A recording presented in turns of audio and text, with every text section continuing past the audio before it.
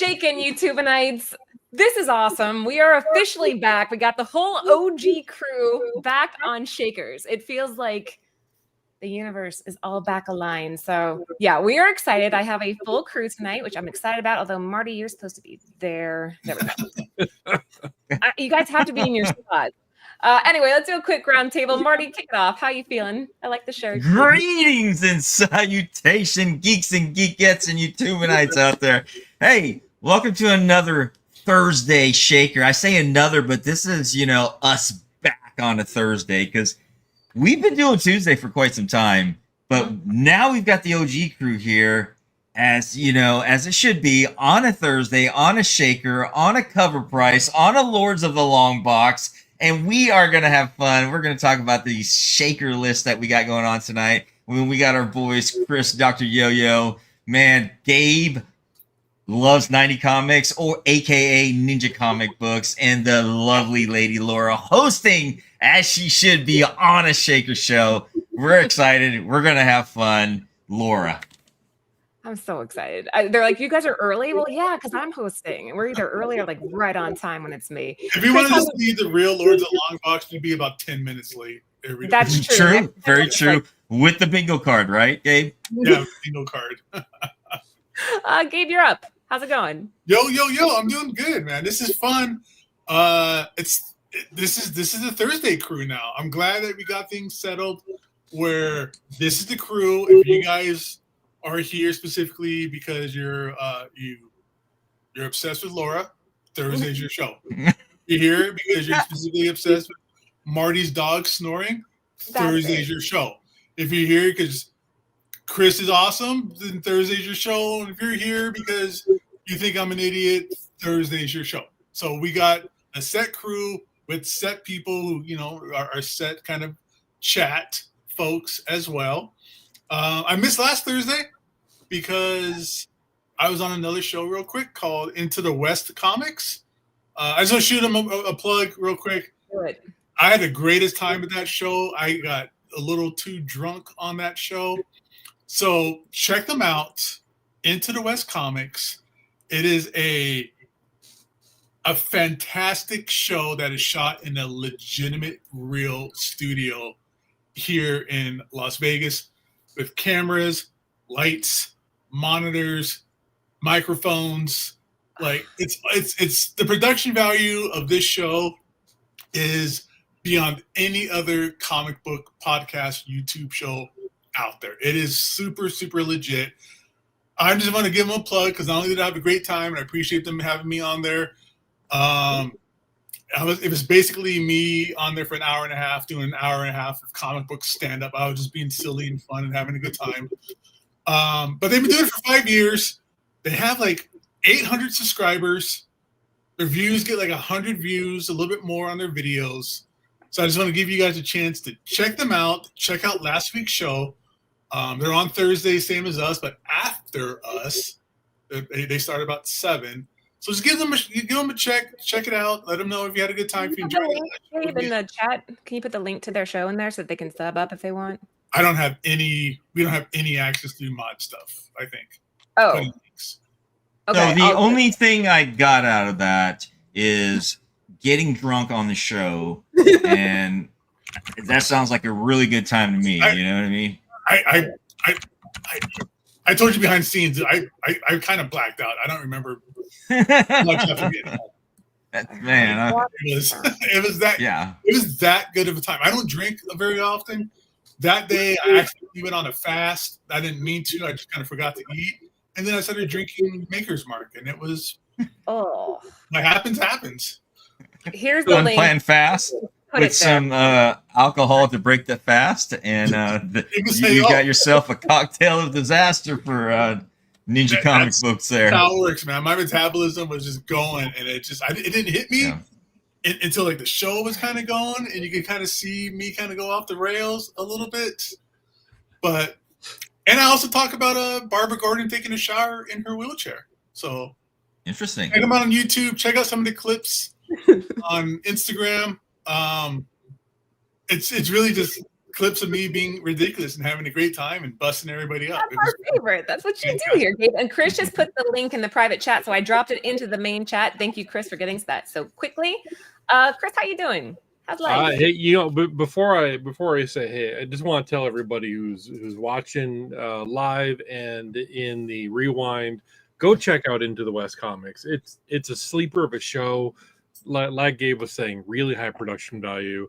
I didn't know it existed before Gabe was on it, and now I'm a subscriber. Seriously, check out that link afterwards. It's a great show. A lot of great personalities, and they got people like Gabe on there, so you know that you're gonna like it. Bottom line.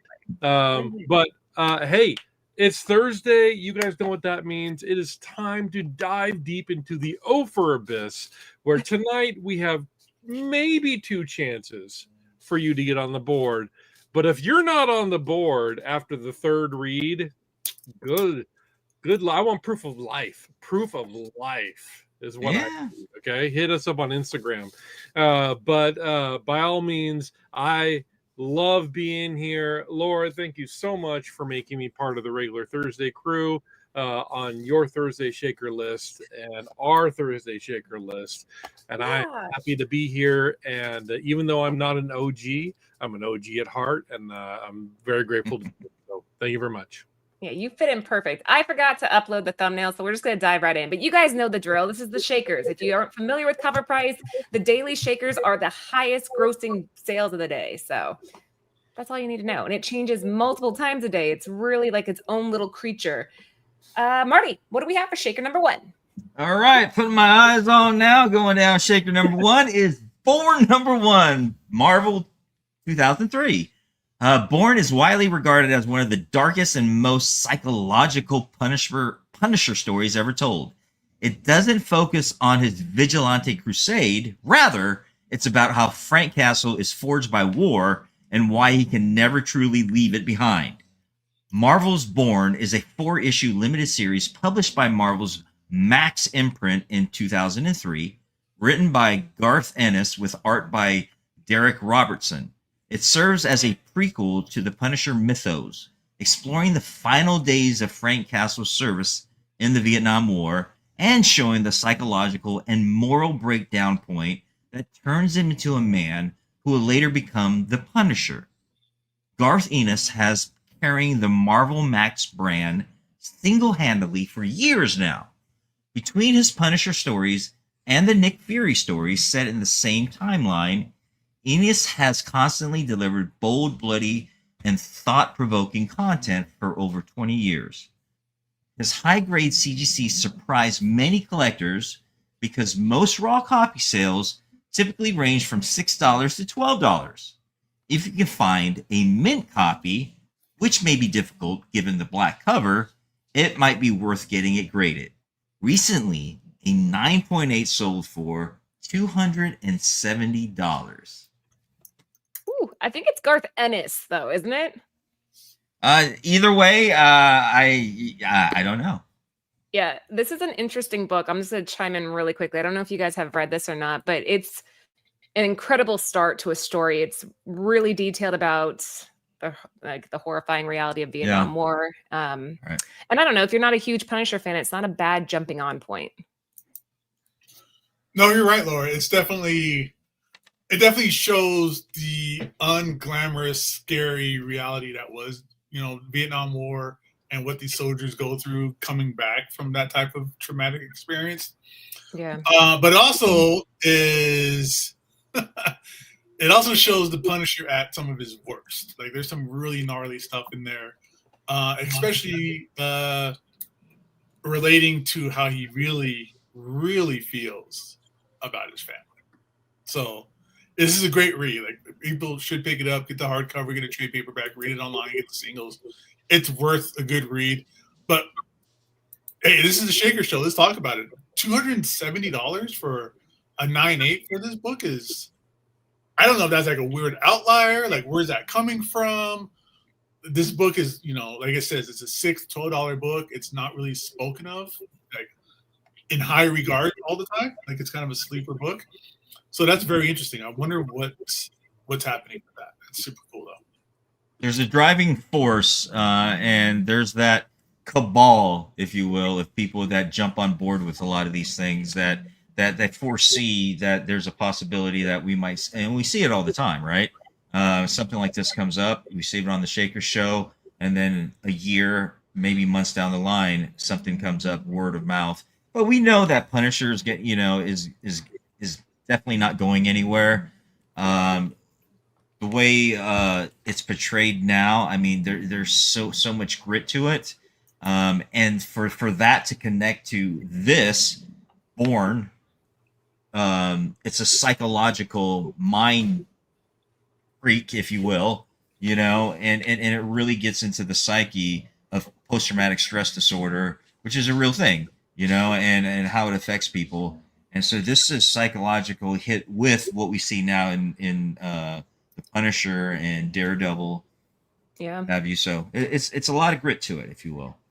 So I've always struggled with Punisher as a character. I always kind of felt that he was two-dimensional, and this storyline, this miniseries, really changed that for me. This made me appreciate the character more. It kind of humanized the character, made him less of a mindless gun-toting robot, if you will, and it really humanized the character for me. And I have a theory.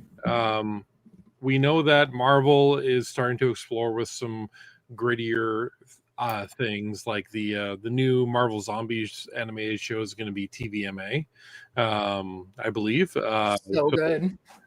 That tells me that Disney's willing to take a few more risks on their content, and if they decide to do a Punisher series, they're going to want to do it in a different way than Netflix did, and I think they're going to want to have an introduction story that really gives the background for Frank Castle.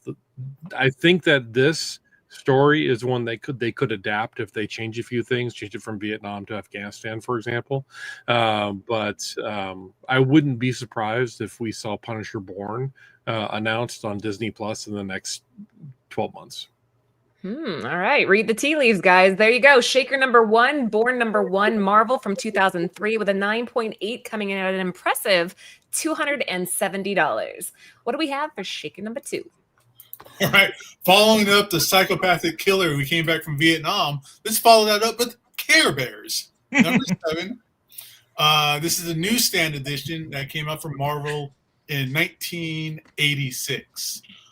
Marvel Comics marked its 25th anniversary in November of 1986 by adorning specific issues with a vibrant frame-filled border of their beloved characters, encircling the main artwork in the center. One standout example is Care Bears number 7, released through the family-oriented Stars Comics imprint. This Newsstand version is obviously rarer than the direct edition counterpart, thus making it a prized gem for enthusiasts of the adorable inhabitants of Care-a-Lot. Drawn by Howie Post, the issue captures the essence of the 1980s era, when toys frequently inspired comic adaptations. In today's market, well-preserved copies fetch top dollar. Regrettably, CGC's grading census doesn't distinguish between the direct market and Newsstand editions, leaving uncertainty about how many of the 27 recorded 9.8 grade copies are Newsstands. That said, a CGC 9.8 Newsstand recently shattered records by selling for $1,800. Underscoring its rarity and the sentimental appeal it holds for collectors. With the Care Bear franchise still thriving in popular culture, this commemorative edition stands as a charming side note in Marvel's storied legacy. Oh, I love it so much, you guys. I love it so much. If you guys aren't familiar, this has been homaged a million times. There was a Kermit the Frog one that we talked about on the Girls Show the other day. But there's been so many different variations, an Ewok version of this. They always do well on the aftermarket because it hits the nostalgia. I'm thinking back to watching Care Bears as a kid. Oh, love it. I remember Care Bears as a kid, but I was, but for me, that it wasn't really my bag, if you will. But but I see the nostalgia now. Like if I think about it and look at that, oh wow, 1986, right? And I remember, okay, what was I doing at that time? So bringing a little bit of the nostalgia kick back into it, yeah, absolutely, I could see that. Yeah, you're like my little Share Bear. You don't know, there's all these different characters, and Share Bear was one of my favorites. It reminds me of you, Marty. Yeah. I always thought of Marty as more of a cousin Lionheart, honestly. Oh yeah, I could see that too. Or a Funshine Bear. He could be a Funshine. Oh my! I have no idea what you're talking about, but you need to go back and watch Care Bears. This is like Gabe is grumpy, right? Yeah. Wow. Well, I mean, mostly when you talk about foil covers. Wow, I'm not a dwarf.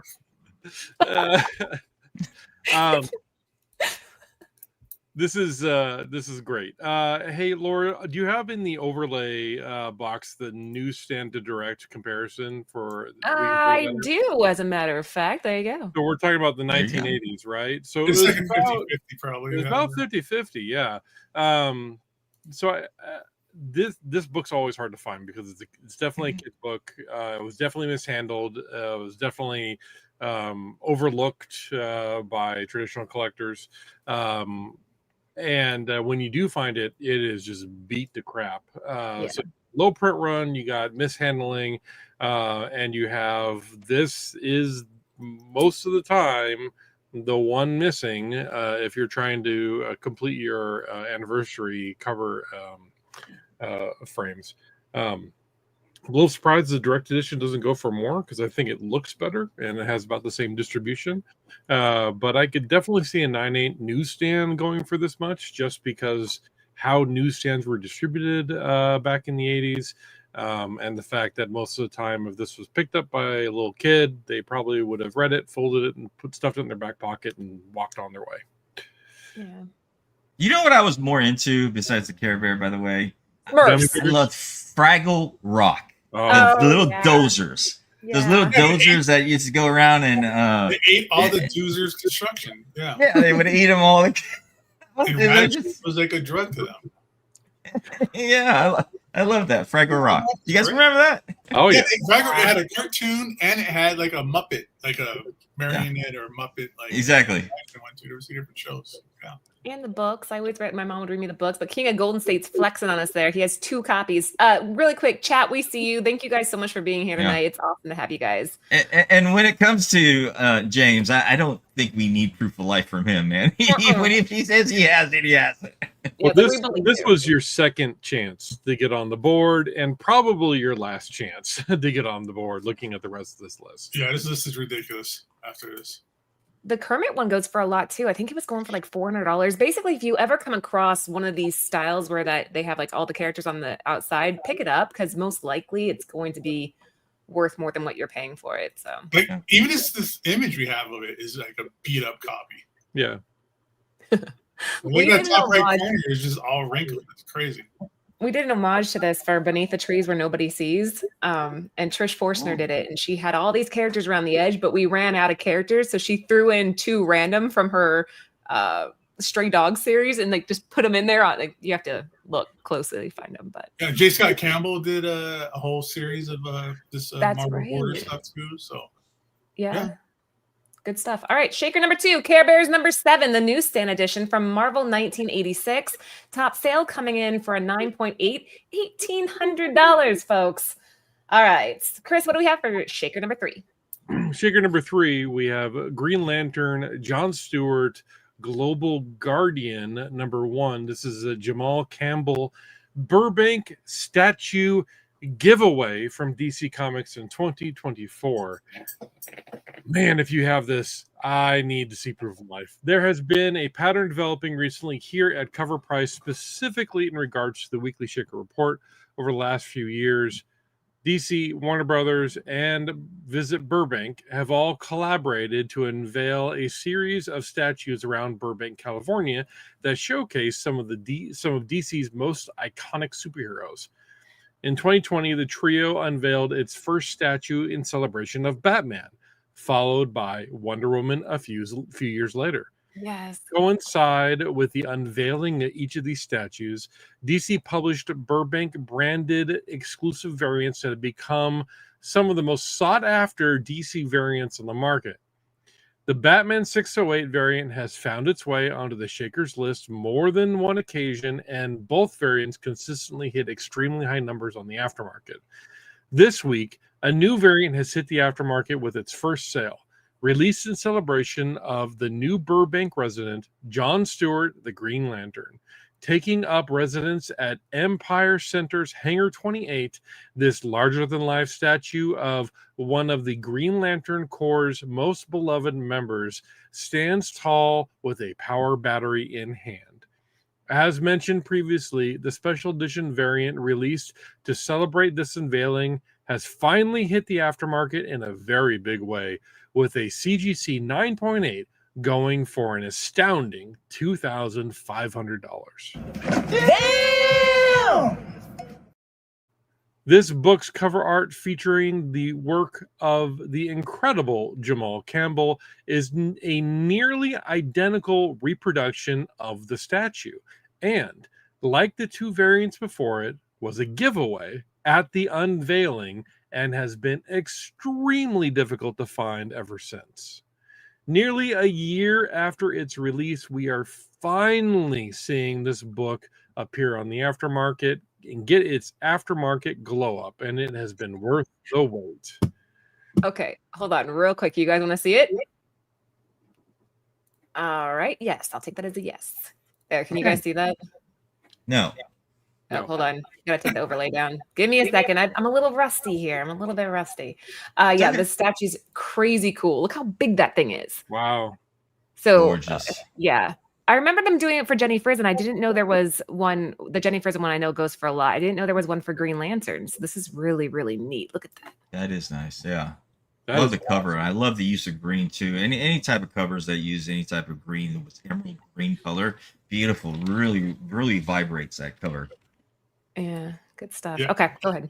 And I'm super pumped for the Green Lantern show with John Stewart coming out. That's gonna be Yeah. awesome. I can't That's wait been for some that. good stuff. Yeah, absolutely. So number one, shame on the writer at Cover Price for making me read the words "glow up." But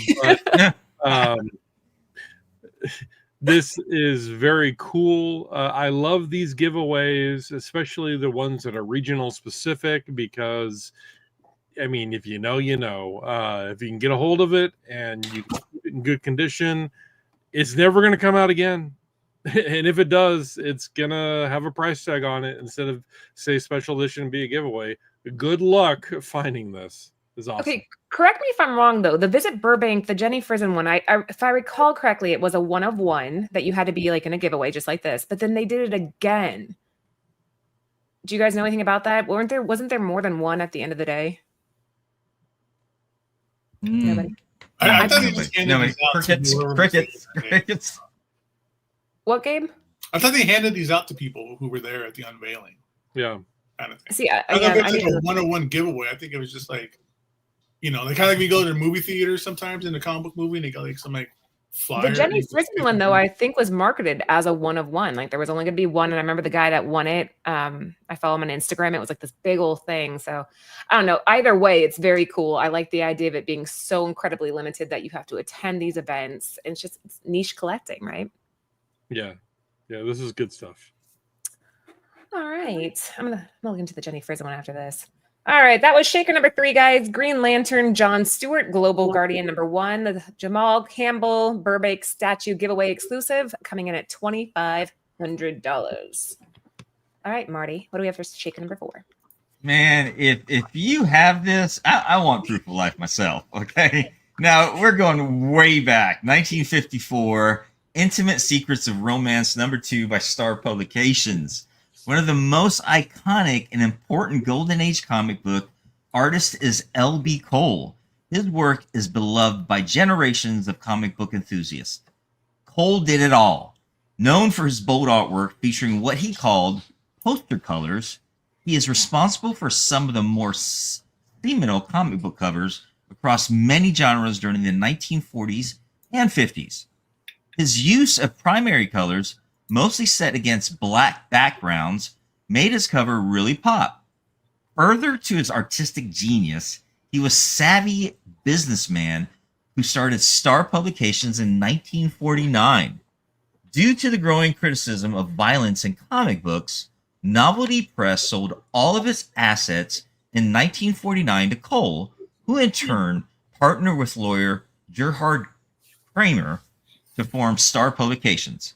One of the rarest series published by Star Publications was this 2-issue run of Intimate Secrets of Romance. This series had an extremely low print run, making copies of either this day and age very hard to come by. Like most romance-themed comic books, it traced the trials and tribulations of young love. The first issue, published in 1953, features waitress Betty, who is torn between stable Phil and bad boy Phil. Who will she choose? Issue number 2 includes short stories titled by Two-Timing Heart and I Fought for My Love, among others. This past week, we saw a record CGC 7.5 grade sell for just shy of $11K. Wow. That is serious price paid. But supply and demand rules apply, especially when LB Cole comics are at stake. Wow. Amazing. Close to $11,000 book from 1954. But I see the appeal, especially for a lot of collectors that go back to old. I mean, you're talking about golden age. You're talking about history of comic books. You're talking about where it began. So something like this, you're paying not just for the book, not just for the artist, for the things that you see right here, but you're paying for history, and this is huge. So to have something like this, 7.5, something at a 1954 7.5, you're talking about bold colors, the vibrant yellow, blues, and reds. I mean, wow! I'd love to see this. Cole's like one of the greatest golden age artists there was. So I mean, this to me doesn't seem that bad. No, I don't know, Marty. I think the reason people buy this is to see if she chooses stable Phil or bad. Oh man, I'm kind of curious myself. To be honest, does she go for bad boy? What I don't know. Does she go for the good boy? It's like the reverse Archie situation, right? Yeah, right. She's a blonde. She's gonna go for the bad boy. Hey, blonde red dress, right? She got sparkly red dress. There you go. You got to get it now, Laura. Oh yeah, I'll go pick one up. This is awesome. I don't know. This is very, very cool. I think these type of investments have just so much life to them that can't go wrong. Yeah, I don't know about you guys, but whenever I'm digging at my local supplier, anytime I find romance books, I always pick them up. Even if they're really beat up, I always pick them up because I've just really found some really good money in them, especially when you're getting them for $1 or less. Your entry is so low. It only takes one or two to sell for $120, $130, and I've done it several times. 1954 is a little old for me to find just in random boxes, but I do find old romance books from the early 60s and late 50s pretty often at antique stores and things like that. So you can find these. These are out there. Maybe not this one because this is a fairly famous LB Cole. But there are a lot of these romance books from the 50s out there. You just have to know where to look. And it's not where you would traditionally find comic books. Like flea markets and yard sales, maybe. State sales. Definitely yard sales. I mean, I've bought many of old magazines from old like weekend yard sales that they set up at their house, and they have it every weekend kind of a thing. So they're out there. You just got to look in places where you typically don't look, because they'll sell them for whatever they get, $1 quarter here and there. Yeah, I pick up stacks of old magazines for super cheap, and they're really easy to store, really easy to list, and they flip pretty well. I mean, I would say like 50% of my sales right now are old magazines, just random things. I've seen more and more of that emerging as well within the past few years. People are going more from the older magazines like Eerie, like Creepy, the old Vampirella magazines, the old Savage Sword of Conan magazines, old heavy metal magazines, and a lot of people are going after those recently too. Well, that's because you can find boobs and violence in those books. Before it's all censored up, yeah. Yeah, that's right. Well, that's why they did like Savage Sword of Conan in the magazines, because you can have violence. You can't do it in a comic book because the comics code, but you can do it in a magazine. Like I like that little loophole. Yeah, that started with the. Oh, never mind. I'm not going to get into it. But yeah, that's what it was. Magazines you could do. It was Garth the Zombie, right, Gabe? What's that? Garth the Zombie, right? I'm not sure what that is. One of the first ones was Garth the Zombie for Eerie. Oh, I was thinking more of a EC Comics doing Mad Magazine. It was originally a comic book, and then they turned into a magazine to kind of skirt when the comics code came around. They couldn't do anything anymore. Makes sense. All right, shaker number 4, Intimate Secrets of Romance number 2, Star Publications, 1954, a CGC 7.5 coming in at $10,800. What do we have for shaker number 5? All right, number 5. Look at this. King Spawn, number 1. This is the Puppeteer Lee employee gift virgin variant. Todd McFarlane signed. That was limited to 100 copies. This is in 2021. Yeah. All right, Spawn guys, pay attention here. Todd McFarlane's Spawn burst onto the comic book scene in 1992 and created a new fandom. Spawn number 1 quickly shattered sales records, selling an astonishing 1.7 million copies. McFarlane was already a superstar artist from his Spider-Man and Hulk runs. So he leveraged his immense popularity to co-found Image Comics, an unprecedented move that gave creators ownership of their own work. Both Spawn and McFarlane's endearing popularity led to numerous spin-off series, toys, the best animated series ever, and a live-action movie. This expansion led the way for new worlds in Spawn's universe, including the highly anticipated King Spawn number 1. But this particular variant, signed by McFarlane himself and limited to only 100 copies, was an employee gift. They shouldn't be confused with the 1 in 250 retailer incentive, which was also signed, but with an entirely different cover. With only 100 prints, this variant is the rarest of the released covers of this book. So rare, in fact, that this past week's sale is the first recorded sale we have on for this book. It set the bar high with a massive $600 raw copies sale. Does that seem high to you guys? I don't think it really does if there's only 100 copies. I think it's high because it's personalized.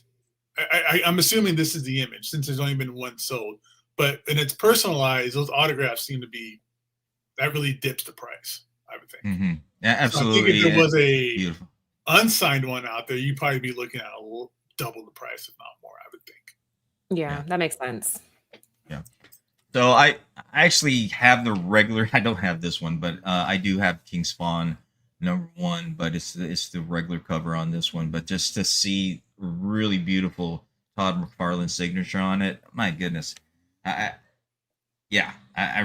love this cover, man. He Puppeteer Lee really, it's just gorgeous. I mean, the realism to it, the way he just makes the character really look dark, but just the vibrant red on that. I love this cover. How do I get a job at Tom McFarlane's business or whatever so I can get these books all the time? Right? It's really hard to be a Spawn fan, I tell you. All these limited releases, limited prints, and signed books, personalized. That's nuts. That's crazy. Poor Sam. He must have really needed the money. I know, right? Like, okay, I have a stupid question. I'm still relatively new. You can't, if you had this graded and it's perfect other than the personalization, what happens to the grade? It's still a 9 or whatever the grade is. Yeah, it would have to go either to CBCS because they do the signatures, and I think CGC does it with through PSA DNA, right? JSA DNA. Yeah. But the name wouldn't affect the grade. No, that just affects the resellability of it, probably. Okay. Yeah. And it depends what market too, who's searching for it, because you have avid collectors of signed books, and you have people that just prefer a virgin cover to it. So you're kind of tossing the dice of who's going to pick that up. Me personally, I would, if it was a verified CBCS or a CGC, I mean, I would definitely pick up a signed copy. I mean, nowadays I don't get around to getting to conventions very much anymore and sitting in line and trying to get a book signed or hiring somebody to go get it signed for me, man. So this is just as good, and if it's verified, even better. Hey, maybe your name's Sam. Samantha would even work, right? That would be There fine. Samantha. All right, shaker number 5. We are halfway there, folks. This is King Spawn number 1, the Puppeteer Lee Employee Gift Virgin Variant, Todd McFarlane signed, limited to 100 from Image back in 2021. A raw came in at $600. What do we have for shaker? Wait, hold on. I almost forgot. Chris, we're halfway there. Is there anything you want to add? We are halfway through the list, and you know what? I don't know if you guys know this, but Cover Price has a show almost every night of the week. Yeah. And poor Lando is pulling Sunday, Monday, Tuesday, and yesterday he did a Wednesday show also, all back to back. We're bringing in new talents. I say we, I mean Cover Price. We're bringing in new talents. We got Izzy on board. We got Travis on board. We got a bunch of new people on board, a bunch of new names, new faces coming, more talking heads, more shows. And the way that you can keep informed about that is by hitting that subscribe button so it pops up in your feed, and then hitting that bell icon so you know when we go live. You do that for us. Doesn't cost you a thing. It only helps us with the algorithm. And hey, the bigger platform that we get, the more comic love we can show. Love it. Perfect. Okay, let's move on to shaker number 6. This list is so diverse this week. There's so much stuff. But yeah, who's this?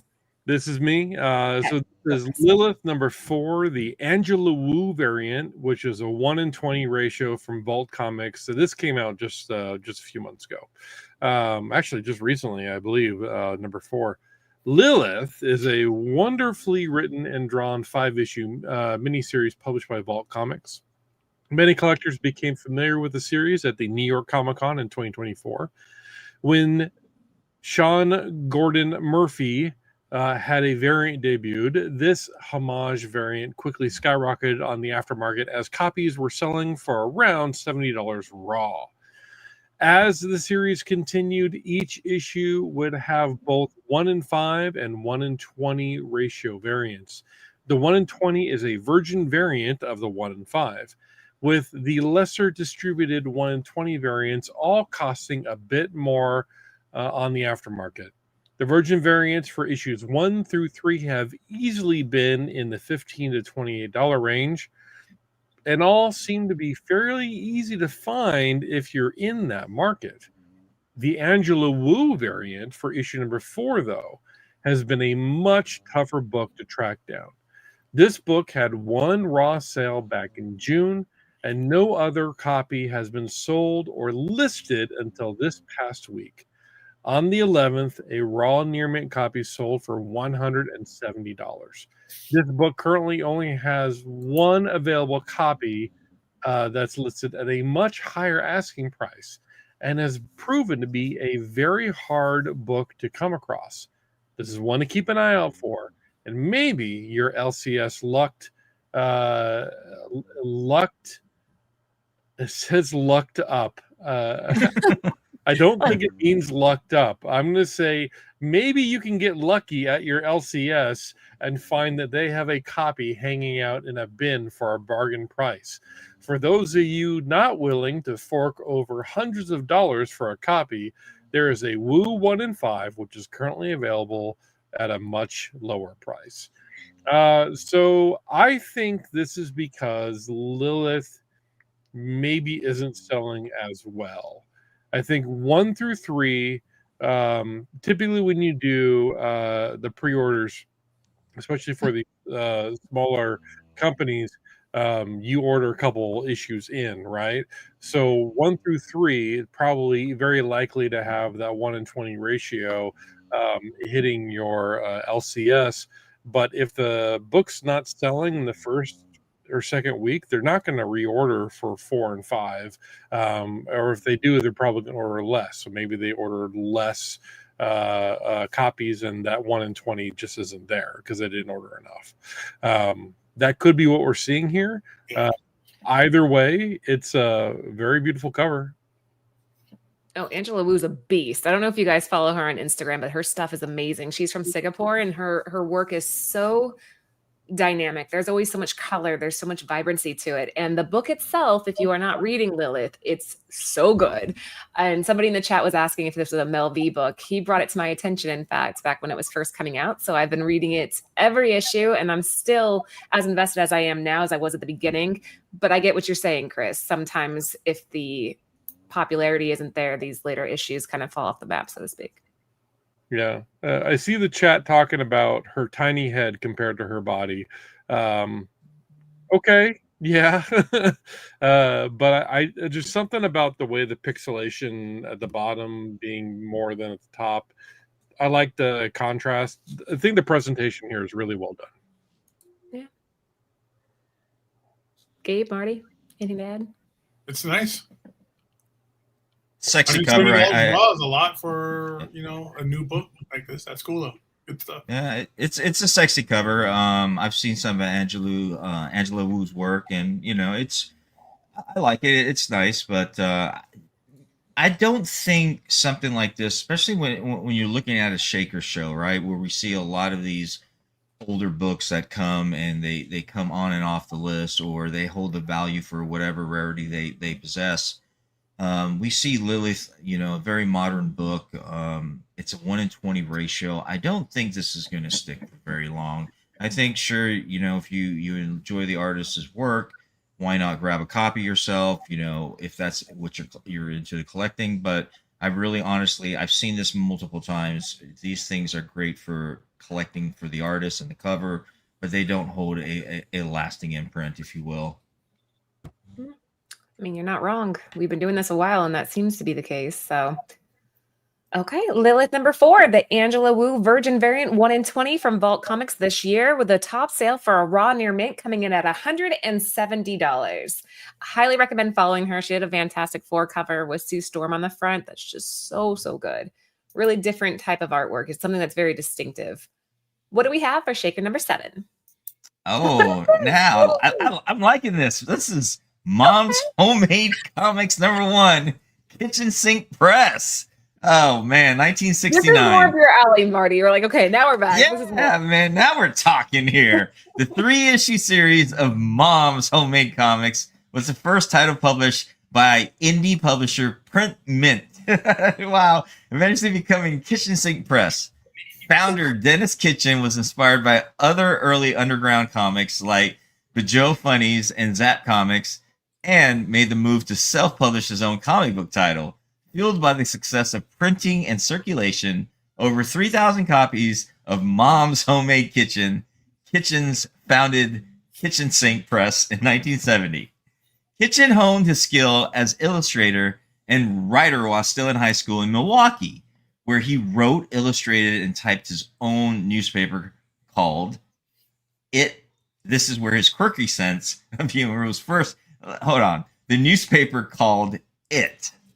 Yeah. This is where his quirky sense of humor was first developed and propelled future publications, including Mr. Natural, Bizarre Sex, and Homegrown Funnies, all successful titles published by Kitchen Sink. This past week, we saw rare CGC 9.8 first print of Mom's Homemade Comics #1 sell for $2,040. This is the first time one of the 3 9.8 graded copies on the census has come up for auction. Oh, this is so interesting. I mean, off the wall, just kind of off the shelf type of collection. It's fun. It's quirky. There's nothing more to it than that, and that it's an old book. So, and something like from 1969, a CGC 9.8 from 1969. This must have been sitting on like in someone's trunk or something. I mean, I don't know, but it's quirky and it's fun. This is something that was probably sold at a head shop in the 60s. Yeah. This is a weird book. Up in the upper right-hand corner, it says "not approved by the Comics Code Authority." And then on the outer rim of the art, the edge of the comic, it has nudes, gorillas, sex, girls, smut, and I can't make out that bottom one. Does it say wisdom? Weirdos? What is that? Is that like Jesus on the bottom right or I know, something? Jesus like Halo. I'm not sure. I think it says weirdos. And then it's octopus pie, which is a double entendre, and it's some weird stuff, man. But you're right, Gabe. This is definitely something where you probably go to the store to get your skull shaped bong, and you grab this comic while you're there. A blacklight poster, a Doors record. I can see that. Yeah. One of those fuzzy posters, right? That you can, when you're out there, you just kind of pet the poster and I can feel the music. Yeah, I can so see that, man. And you're talking 1969 too, so yeah. This book has contact high written. Look what I got here. Okay, this is why I like this show. You never know what you're going to get. And this is a perfect example of one of these really underground comics that you don't know about every single day. And so here you go. Now you're learning. He's eating an octopus. Octopus pie. Okay. So there was actually 3 printings to this, by the way. The third one being in 1970. So, it's kind of interesting if you look at that. So this one sold for 49 cents, whereas the second print and the third print sold for 50 cents. So interesting. Had to raise the price on that. Kitchen Sink had a habit of doing that. Even when they were going in the 80s and 90s, they would do these real small runs, and then the next run they would increase the price just a little bit. But I mean, not many of these were being printed. Really, not many at all. And that was pretty much true with all of the Kitchen Sink presses stuff. Like Milk and Cheese is another one that they did. Has a bunch of here. Yeah, it's been on here too. You just keep an eye out for those. You know what? Be safe. If you're digging through the dollar bins and you see a weird book like this, just go ahead and grab it. You don't know. You just never know. It's worth the dollar gamble, right? All right. Mom's Homemade Comics #1, first printing. Like Marty said, there are 3. This is the 49-cent edition from Kitchen Sink Press, 1969. A CGC 9.8 coming in at $2,040. Now, the guys and I, before we go to this next one, we were talking about how this book has been on the list before. We discussed it with TiVo, so it's kind of cool to see this one come back onto the list. Shaker #8. All right. Add this to your serial killer collection of comic books, everybody. With Shaker #8, Psycho Killers #8. So this series had a run. This is the John Wayne Gacy issue coming from Comic Zone Productions in 1991. In November 1992, Comic Zone Productions released Psycho Killers #8, a chilling installment in their true crime comic series spotlighting infamous serial killers. Despite common myths, this issue was not created by John Wayne Gacy himself. Rather, it stands as an unauthorized biography of the notorious killer clown. Crafted by writers Jack and Karen Herman, the black and white comic uncovers Gacy's sinister duality as a respected community member and children's party entertainer who covertly committed heinous crimes from 1972 to 1978. The cover portrays Gacy in his Pogo the Clown persona, which he exploited to ensnare victims, merging raw horror with a factual narrative of his crimes, capture, and the legal proceedings. Issued while Gacy was still on death row, he was executed in 1994. The comic probes themes of hidden malice and societal deception.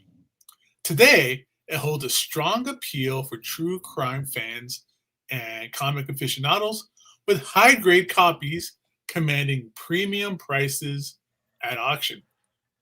Highlighted by a recent all-time high sale of a CGC 9.8 copy that went for $1,000.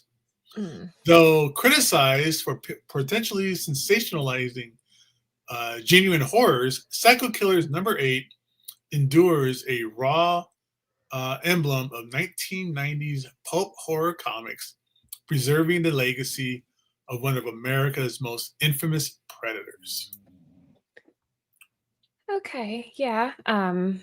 Yeah, this is interesting. Was it an anthology series? Because somebody in the chat was asking like what issues 1 through 7 would be focusing on, or was each issue a different crime story? Every issue was a different serial killer to it. So they, and this is very interesting. I mean, I know a lot about psychopathy and serial killers. Not because I'm one or anything like that, but I find the psychology of it very, very interesting, and especially in my profession. And so I've done a lot of watching a lot of documentaries on him, did a little research on him too, and so it's interesting that they would make these books, but nevertheless, it's very back then, 1991. It wasn't as common to have, Netflix or Discovery Channel or the History Channel or anything. So having these come out in this manner, I liked it. So these are one of those off-brand type of collecting, if you will. Yeah, Laura, I have a window shared for you to show the series. There are a couple that stand out. So these are all, each one is a different serial killer.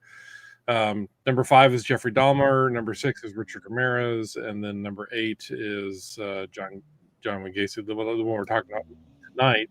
I don't know what I would like to know more about issue 11 and why it was never released. I would like to know who it was that was featured. I find legal issues, never released due to legal issues. Interesting. Number 15 is a Bill Sienkiewicz cover.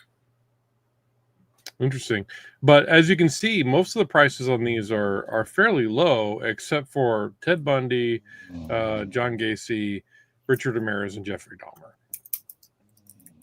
Okay. Well, that's interesting. Okay. Anything to add to this one? Ugh, I don't like serial killers. This freaks me out. I don't like clowns. It's freaky. So number 11 was the Hillside Stranglers. And it was pulled due to a lawsuit. Yeah. Probably the victim's family is not wanting people to do that, right? Yeah. Laura, you ever watch American Horror Story? Where they did the series with the serial killers? No, like I'm genuinely chicken shit. I think I've told you before. I didn't remember that. It was Ernest Does Halloween. That movie like terrified me, and I can't watch scary movies.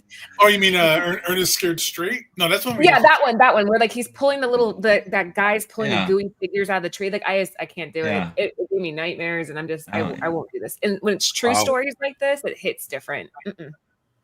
Yeah. This cover art is pretty wild. I remember the last time that you guys talked about this. I think TiVo was had featured it on the show. It wasn't the discussion that this art, the clown art that you see, was done by Dwayne Gacy? Yeah, he did a lot of art. Like, yeah, that's one of the things that like people. I think there was a rumor about that, but I don't think it was his art that he did that, because it actually came out. I think that it wasn't that he did, but there was speculation, and supposedly this is what brought the book up. But my understanding that was just kind of like false, fake news, I guess. That would make it really horrifying if it was his art on the cover. Ugh, no, couldn't do it. Yeah. I don't know. I'm looking it up, and it looks like the same picture to me. I don't know. Wait, share screen. I want to see. Actually, do I want to see the item? No, you know what? I don't think it is. Yeah. It's inspired by it. Like, somebody copied it, kind of thing. Okay. Good. Yeah. That makes me feel a little bit better. Psycho Killers #8, John Wayne Gacy, Comic Zone Productions, 1991, a CGC 9.8, selling for $1,000. All right, moving on. Shaker number 9. Outer Space, Laura. Go watch that movie. All right, Shaker number 9. We are almost to the end of this list, folks. Don't go anywhere. Gabe is going to be driving the Shaker report live on Cover Price. So stick around. We like to talk about some of the really cool comics. And it's been a while since Laura's joined us for that. So, but not jump off after number 10. Number 9, Shaker, we got Sandman #1, the preview by DC Comics in 1988. Since it was one of the biggest comic books to come out of the 80s, we have covered Neil Gaiman's Sandman many times on the Cover Price site. Things start to get interesting in 2019 when the book's price spiked, as it was announced that Netflix would be stepping in to help Warner Brothers with the TV show. That price remained strong through the unveiling of the first Sandman on Netflix. Still, that progress was dashed after Gaiman was accused of sexual assault and the subsequently disappointing streaming numbers for the second season. Today, a raw near mint copy are still being bought up for $100, and a 9.8 graded slab sells for just over $400. This preview variant of the DC Comics Sandman is the only variant of the book to come out in 1988 when it was first released, and it is a ghost. Since then, this preview book has seen many reprints, including 1999 and 2022, but this one just popped up on the radar with a sale of $1,200 for a CGC graded 7.0. This marks the first time that the Sandman #1 preview book from 1988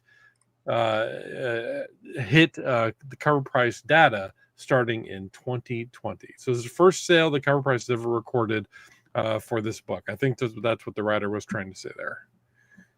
Okay, real quick before you guys comment on this. So David in the chat, because we have an awesome chat, said that Gabe was right. That last book, Gacy was the cover artist, or Chris was right. Whoever said that. They list them as the cover artist for that book. I'm all shaky now. Okay, anyway. Continue about this. So Sandman's obviously a huge property. It's a series that went on for a long time, many spinoffs, right? And that's where the Lucifer character was introduced. And that's where the other guy with the mouths for eyeballs was introduced. It's a very weird series. And I've never been able to get into it much, but I enjoyed the Netflix show. It's a little sad that the second season didn't get very good numbers because I thought it was really interesting. I really enjoyed the Sandman Netflix series myself. Never could really get into the comic book, but I don't know. I really enjoyed it. Oh, we got the best chat. they're so distracting. I got to meet Tom Sturridge at New York Comic Con, and he was just he's the guy that plays Dream. Oh, that's cool. He was just, he was so nice, and it was just kind of a cool thing. I liked the series as well. It's a bummer that there was a lot of potential for this to go farther, but you know, I thought the cinematography and the fantasy related around it, I thought that was just on point. You know, it really captured my attention, and it had the mythos to like what we saw, like Hell and Lucifer, and a lot of, I think the last second series, the Greek mythos to it. So I really enjoyed that. I really did. Do you guys get the feeling that there's a desire to do Neil Gaiman's work because it's so intriguing in Hollywood, but they just can't seem to do it justice? I mean, like Good Omens, right? Great book, traditional book written by Neil Gaiman, and the TV show was just kind of okay. You know, American Gods, another example, another Neil Gaiman, where the show just doesn't quite do it justice. I kind of see this over and over and over again. There's definitely this desire to bring Neil Gaiman's work into popular culture through TV and movies, but it just doesn't really seem to work in that kind of medium. We don't have the right person at the helm, so to speak. Yeah, I mean, because Caroline worked out fine. Oh, Coraline. Coraline's also terrifying. Yeah. No, you're right, Chris. It's even a lot of stuff though. It's just like what Laura was saying. The material might be great, but how many chefs are in the kitchen that's trying to actually make it come out? I mean, you can even argue, Marvel movies. The stories are really good, the characters are really great. A lot of movies kind of fall flat. It's kind of, who's doing what, how's it being produced, what is their end game, not Marvel end game, but what's their end game with the shows and stuff like that. Some of this stuff is just really hard to translate and to find an audience sometimes, Mark Miller's stuff. Mark Miller's one had a lot of stuff adapted, and not all of that stuff lands too. It's hard. Yeah. It's hard. Neil Gaiman does a lot of traditional books other than comics. I actually recently stumbled across a children's book written by him, and it was pretty cool. What is it?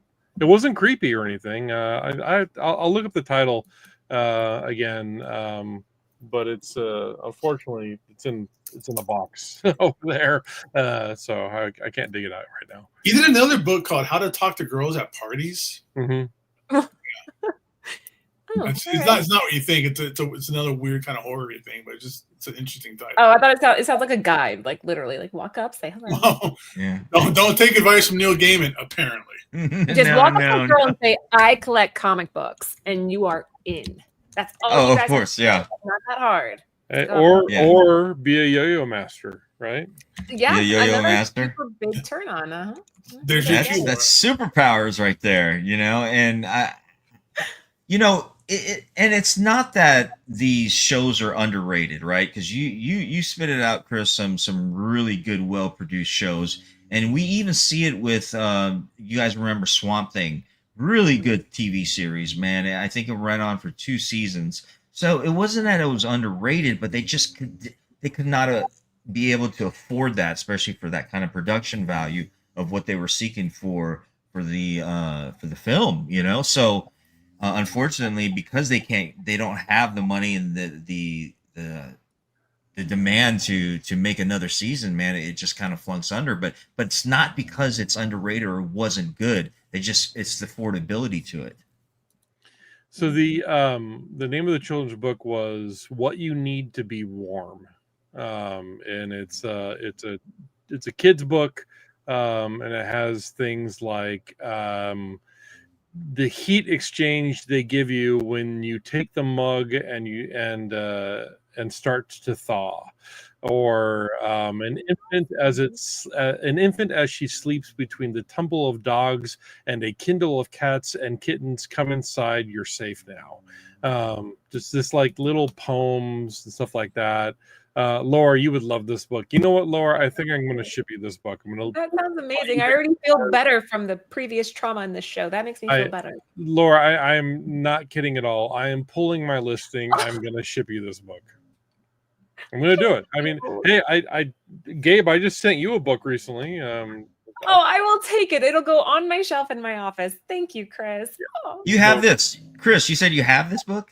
Not this one. I have his children's book. I have a children's book by Neil Gaiman, and it just reminds me of Laura. So I'm going to send it. You're going to get me all mushy. Okay. Shaker number 9, Sandman number 1, the preview from DC in 1988 with a CGC 7.0 coming in at $1,200. Last shaker of the night, guys. Then we'll move on to having Gabe host the What's Shaken segment. So what do we have for the final shaker this week?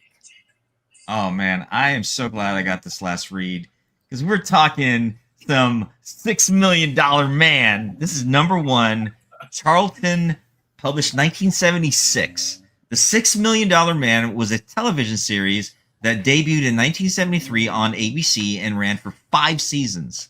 The series told the story of Steve Austin, an astronaut who was hurt in a test flight only to be rebuilt with bionic implants.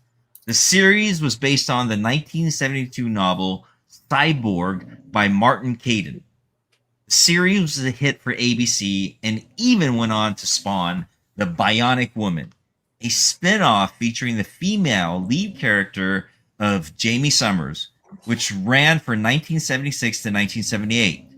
As time has passed, The $6 Million Man and Bionic Woman have both been credited with being some of the first science fiction entertainment that laid the groundwork for future superhero films and shows.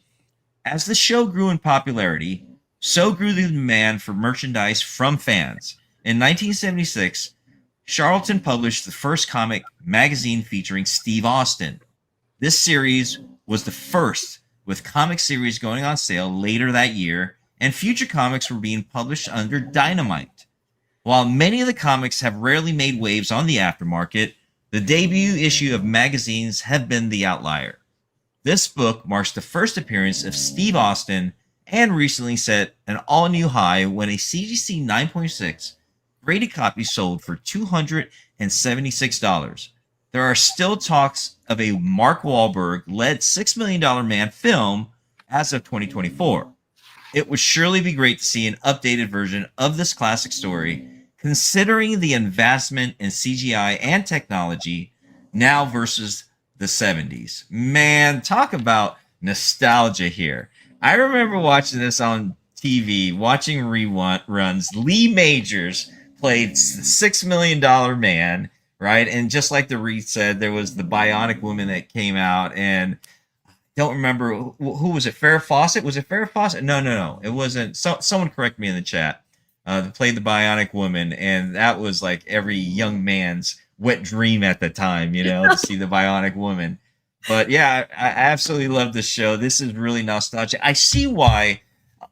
Honestly, I think for the history of this book, a CGC 9.6 276 is very underrated. If you can pick this up for that price, I would say steal it all day long, because now you're talking some historic stuff here, and if they're going to reinvent this is not going to go away. You're going to see this keep coming back because it's organic to history and to what we see now as sci-fi and what possibly could be something coming out with Mark Wahlberg. I hope to see it personally, because I'd love to see a remake of $6 Million Man 2, and maybe a cameo of Lee Majors in that, if you will.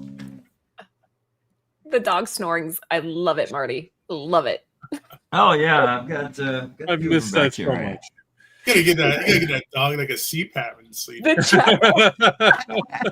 it or not, I do have one of those home oxygen machines. For your dog? You know what I'm talking? Yeah, well, for my dogs, for emergency purposes, because it gets hot here in Florida, and so just in case, kind of a thing. Yeah, love it. Love it. All right, anything to add, guys? Lindsay Wagner, thank you, Todd. That's who was. Lindsay Wagner, yes. Oh my goodness. Good stuff. Dude, this is a rad cover. I just love. It's covered up by the logo, but he's just ripping out the engine of that car. I think that's sweet. That's a really. There's a lot going on. Yeah, There's a lot going on. That is dope.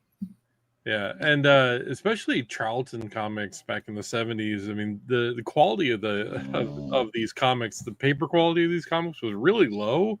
I'd be interested to look at this to see if there are any 9.8s out there, because the 9.6 is pretty bonkers. Yeah. I'm sorry, the dog's so cute.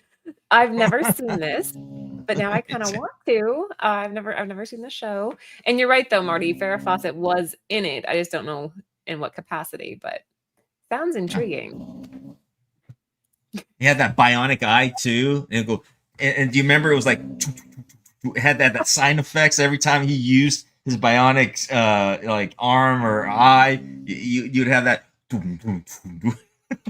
Oh man! I remember that sound effect mostly when he was like jumping in the frame. Yes, jumping. Slow motion. Yeah, but she was in this too, though. Again, I'm looking this up for the cast members, but they're saying that Farrah Fawcett was in $6 Million Man, but maybe it was just like a cameo or something. Maybe it was. I don't know. I don't Either remember. way. All right, guys. Mark, that was our. Mark Wahlberg's going to do the remake of this. That's the rumor, right? That's what the Reed said. Reed said. Is it going to still be $6 Million Man? Because that's not much anymore. That's not much at all, is it? Unless they do a updated 70s version, right? Budget dust, $60 Million Man, $600 million, $6 billion man, maybe. The 5 Bitcoin man. Yeah. $6 million Bitcoin man, right? See, there we go. Okay.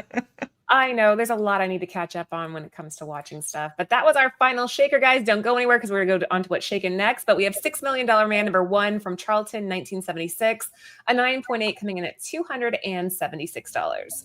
All right, it's that point in the show where I'm just going to hand the reins over to Gabe and let him tell you what's shaken. Hey, Laura, while he's bringing it up, here's that book. Oh, nice. And if you can read that, probably not. It says A Baked Potato.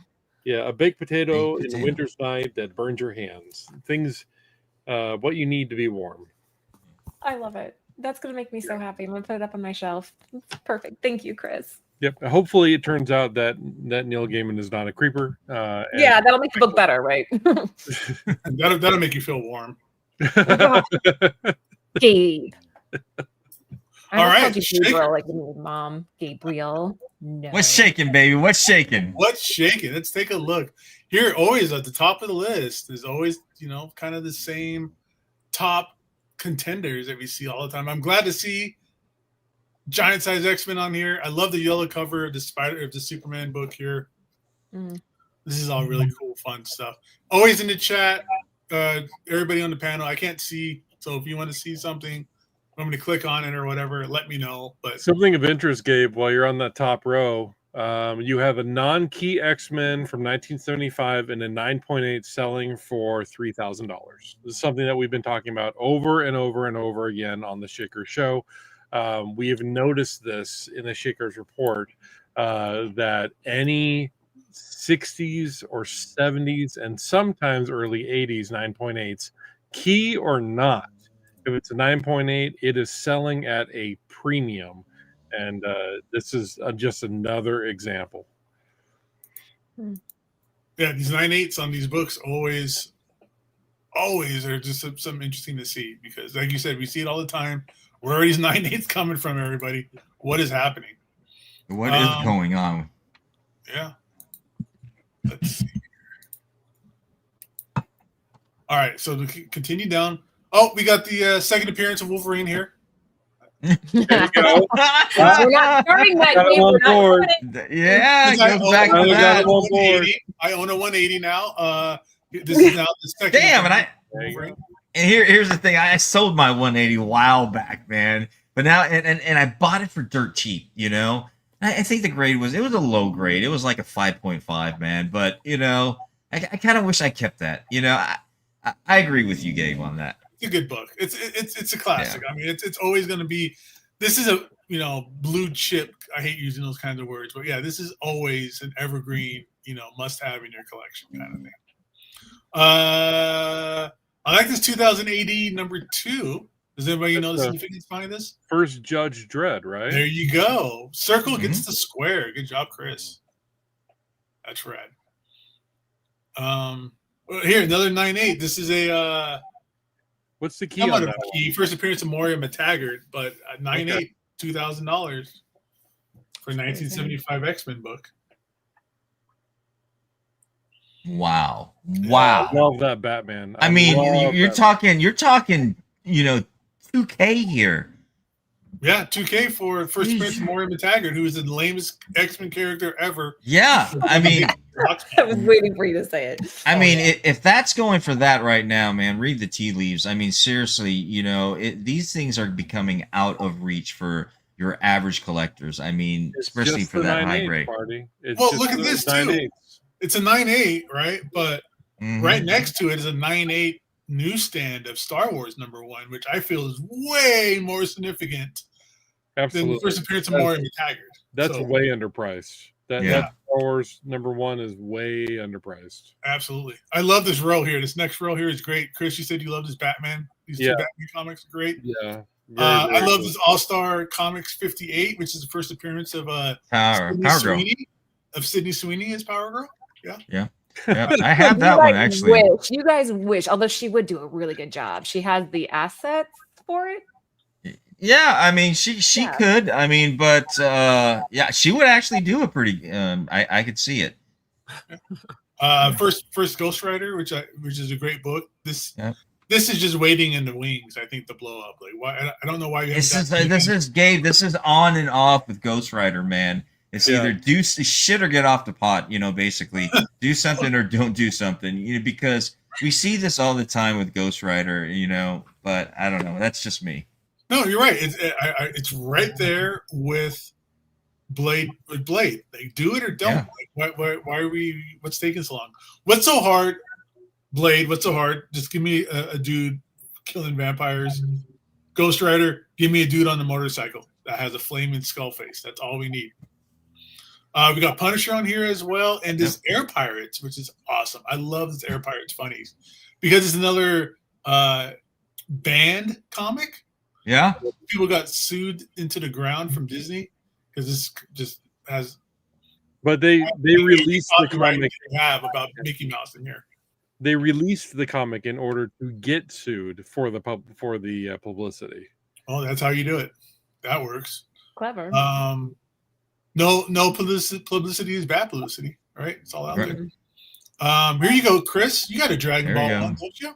Yeah. I also got that Todd McFarlane Direct 423. I finally got in a bundle of comics. The one valuable one in that bundle was 423 as a direct first print. So, man, I tell you, what I love seeing about this list, man, is these are the keys, the grails that I grew up collecting, man. So it's really nice to see this list again. And this is another example where I think the direct market is the better version, just because instead of having that barcode down there, I'd rather have that little Spider-Man, or excuse me, that little Batman doodle in the corner box, as opposed to the barcode, which I think just ruins the image with something like this. All right, coming up next, that Sandman preview that we went over. That's cool. Speaking of Blade, a 9.8 for $1,000 doesn't seem that bad. $1,200. It's not bad, actually. I mean, $1,000. That's really good. Not bad. So right there, you have another 1970s 9.8 selling for over $1,000. That's not a key. It's just an old Spider-Man. Let me bring this up real quick because I want to know, what is Spider-Man reaching for in this image? Kingpin, man. He's reaching for the Kingpin. Oh, yeah, there's only one thing there. Come on. Oh, man, Dave, come on, dude. He's a little dazed. Yeah, we can't engage with him. We can't. Kingpin carries a staff, so maybe that's it. Yeah, that's it. He's reaching for his First Scooby Doo. Oh my God. All the way to the left. That's the very first Scooby Doo in comics. I have that one. Mine is a CGC 4, Nice. but it's a qualified 4. It's got a green Nice. label. So for Supergirl. I like how Cover Price is not putting some of the artist names on here. Neil Adams cover, Kurt Swan cover. The first Supergirl seems pretty low too. Like everybody's so excited about that movie. Well, that's a raw no grade. So who knows? yeah, This is not only is this the first appearance of Supergirl, this is also the first Brainiac. Will you click First on it? I want Brainiac. to see if you have Absolutely. any graded Oh no, info. Metallo. Excuse me. Metallo. Okay. Yeah, Where's Gabe, the- click on that. I want to see if there's any like graded information on that because I actually think I might have that. The Supergirl book. Yeah, it's taking a while for it to load up. Okay, so that's yeah, I think I have this. And by me, I mean Anthony, but what's mine is yours, right? 3.0 is going for 1,000. Well, Very Mikasa Sukasa, baby. cool. 48,000 for a 9.0 sold this last January. Wow. Okay. And that's Impressive. only going to go up more. I mean, Impressive. oh yeah, I mean, wait till you see that first Supergirl trailer. Like that book is gonna. I mean, it's already kind of out of reach for your everyday collector, but it's just gonna be more like astronomical. Interesting stuff. Okay. Thank you. All right. All right, Beautiful. let's go. oh, G.I. Joe #1. I've got a couple of those. They sell really well. Yeah, those things are expensive raw, like in high grade. Yeah, I usually sell mine for between 1 and 200. Most of the ones I find are 7s or 8s.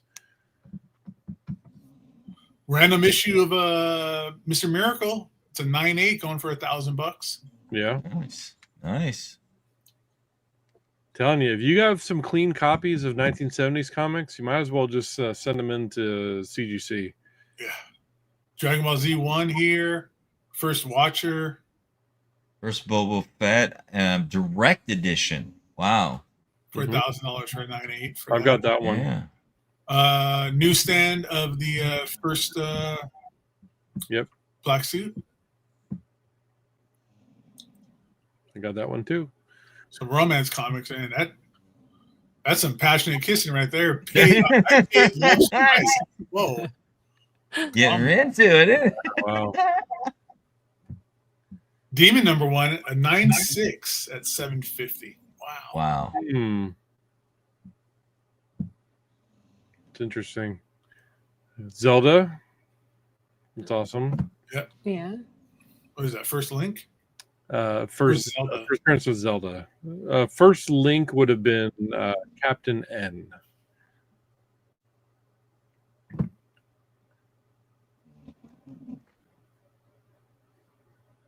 And there's another one of those black suit Spidey first Marvel team up. Yeah. Yeah. You got the first Rocket in comic book format. He did appear in a comic magazine first, but Hulk 271 is the first Rocket Raccoon in a comic book. I've got a couple of those. Yeah, I have one. 9.8 doesn't seem too bad for that book. Yeah. Mine's pretty beat up though. First Moon Knight. This that book going? is always expensive, man. Yeah. $600 for VG. 600. That's about right. What is it for a Raw? That's for a raw. Yeah. That's a raw VG. Yeah. That's a raw. What is a VG? Like a 5? Yeah.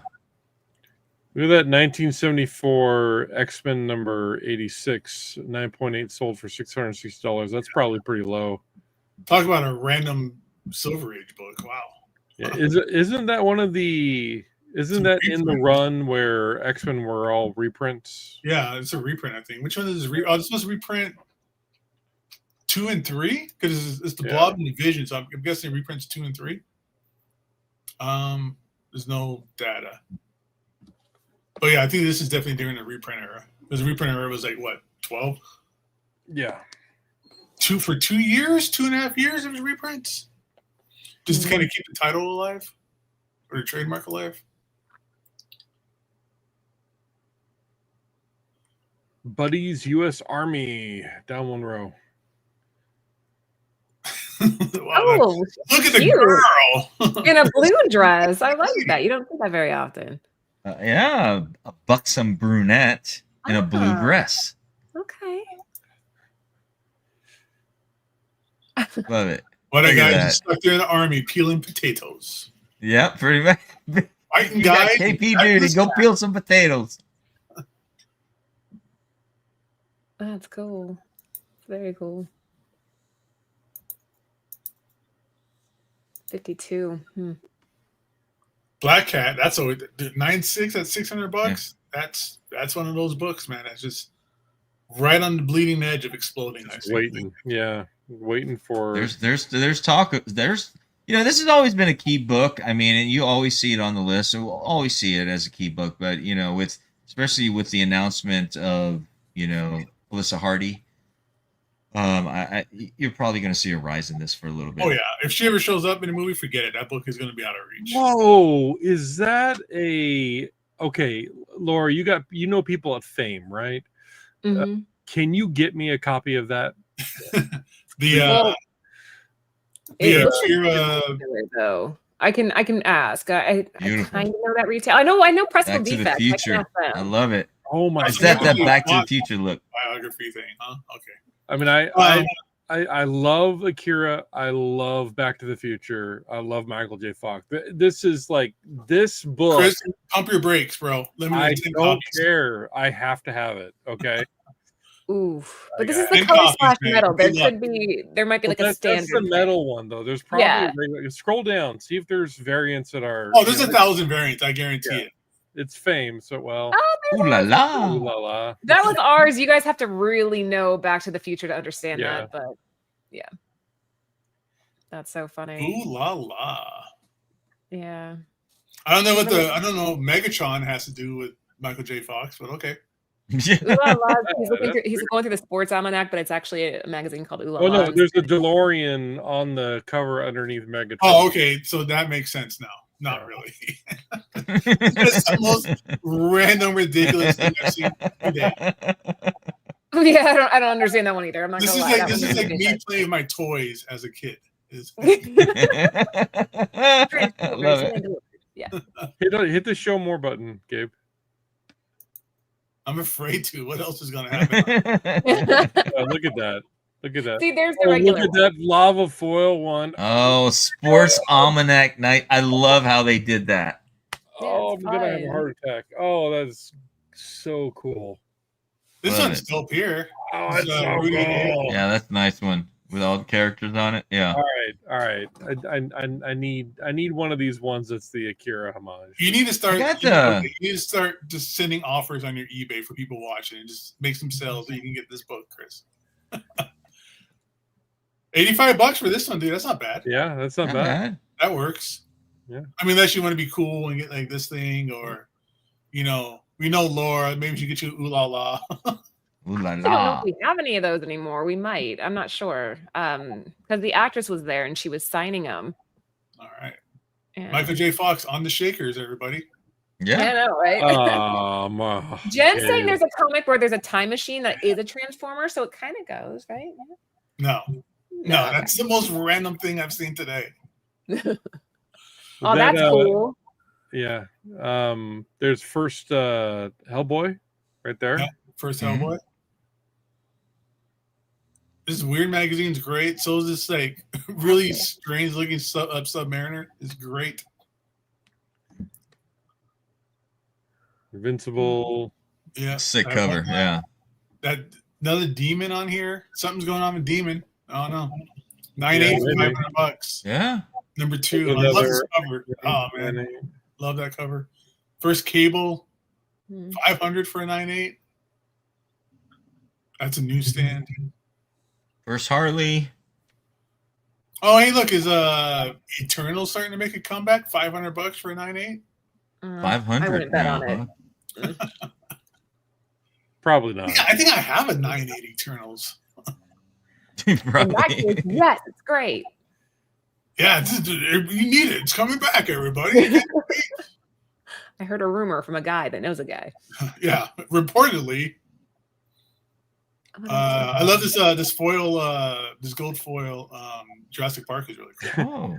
Oh, I love the limited to 7,500. Yeah, that's limited. Those were the limited runs in the 90s. yeah. Everything was limited then. Selling 100,000 copies easily back in the day. This might have even been sold on QVC, I bet you. Is this the John Byrne Jurassic Park too? I don't know. First appearance of Jurassic Park. That's cool. That's all right. Man, that movie came out in the early night. I was in junior high, and the theater was in walking distance to my house. Lived in Oakers, California. Little rinky-dink theater with 3 screens. I must have saw Jurassic Park in that theater 18, 19 times. Yeah. Aww. I did that with Star Wars when it came out.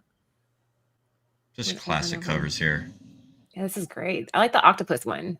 The Weird World. Yeah, these Weird World. That's great. Anthony loves those. That Tomb of Terror is great too. These all black covers.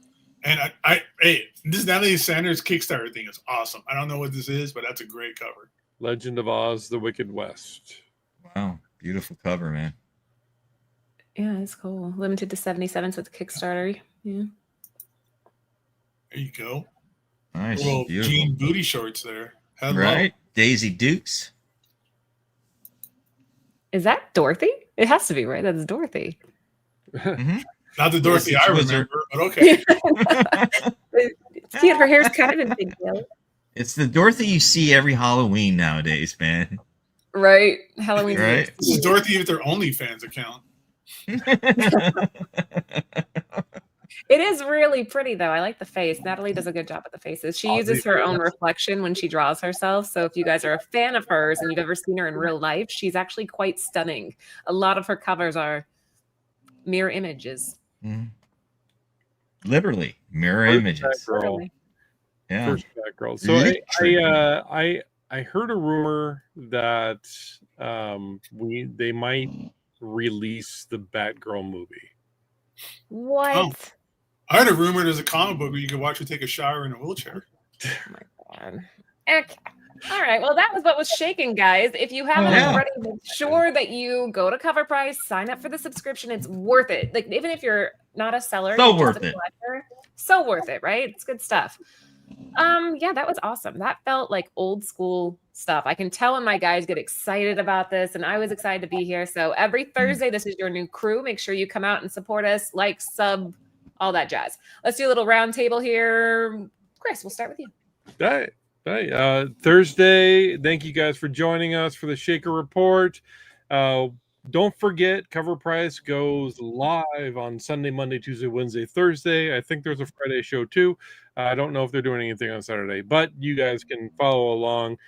Drop a comment down in the below the towel line on what your favorite cover of the night was from the top 10 list. That's always fun to do, right? Hey, maybe I'll see you guys on the top 10 on Monday. Oh. Ooh, maybe. Gonna double dip a little bit. Marty, say goodbye to everybody. Wait, no, Man. hold on, you can't. Okay. Sorry, change your mind. Gabe, say goodbye. Okay. I have a Everybody, system in my thanks head. again. Thanks for showing up, everybody. Thanks for a great time. This has been fun. A lot of great stuff coming out. Learned some stuff about serial killers. Mm.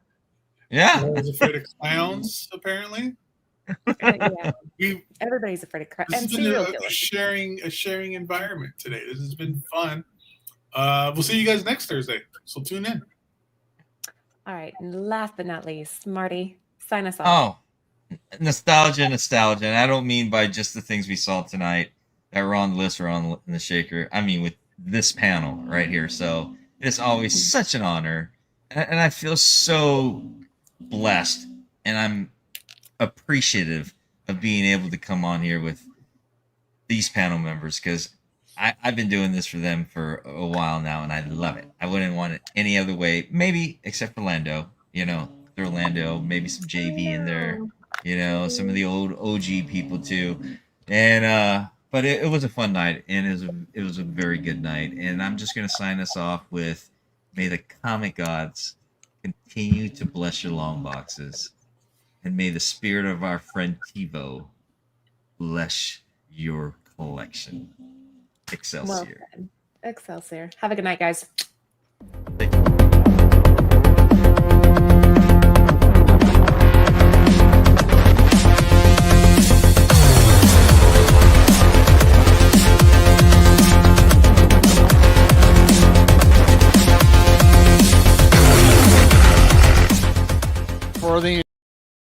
For the entire crew, this is TiVo saying keep digging in them long boxes. Peace out.